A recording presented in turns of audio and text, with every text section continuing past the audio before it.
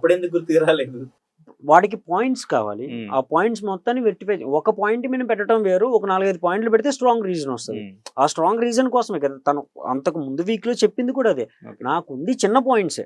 హ్మ్. Strong point కోసం నేను కాలిక్యులేట్ చేసుకుంటున్నా. అది క్లారిటీ వచ్చినప్పుడు నేనే నామినేట్ చేస్తా. హ్మ్. ఈలోపు నువ్వు చేస్తావా అని కళ్యాణ్‌ని అడిగితే నా దగ్గర పాయింట్స్ ఉన్నాయి. హ్మ్. నేను చేస్తాను అన్నాడు. దెన్ చేయలేదు. హ్మ్.